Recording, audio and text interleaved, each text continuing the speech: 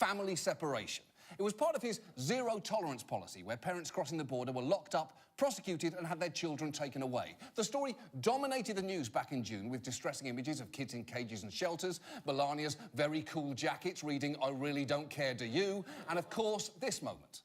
I read today about a 10-year-old girl with Down syndrome who was taken from her mother and put in a cage. I read about did you say want to a 10-year-old with Down syndrome? Yes, he did, yes. Yeah, Corey Lewandowski said womp womp. And if there is any justice, that will be carved on his gravestone. And when he arrives at the pearly gates, the first thing he'll hear will be, "Oh, hi, Corey. I've been waiting a long time to say this to you."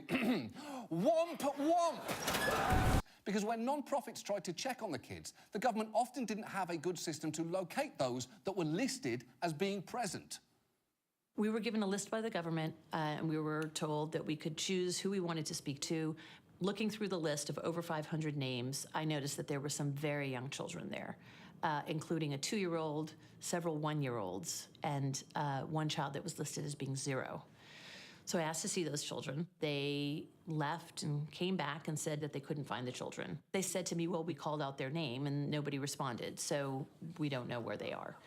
So I sort of said, well, these are babies. They're babies. They're babies. Obviously, they're not going to respond to their name being called. Take Henry. He's a 6-year-old from Honduras. He was separated from his mother and reunited after a month apart. But, as a documentary crew found, their ordeal was far from over, and I'm warning you, this is going to be rough to watch. So,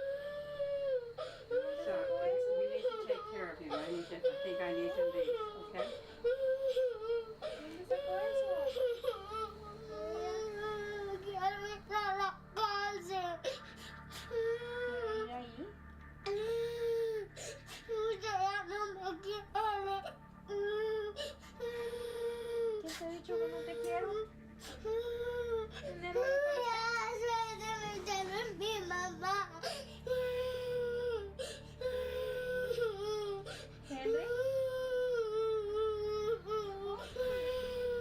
Toda esta separación fue muy larga, mi hijo ya ha cambiado mucho.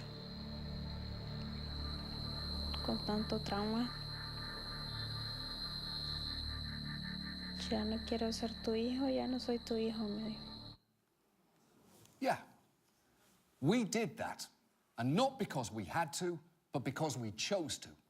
And horrifically, we may actually be about to do it again. Family separation is perhaps the most emblematic moment of his presidency so far. It was cruel, sloppy, needless, racist, and ultimately exactly what we should have expected. And I would argue the biggest threat to our status as the greatest nation on earth is not a caravan 1,000 miles south of us. It's whoever thinks that doing this is an acceptable fucking response.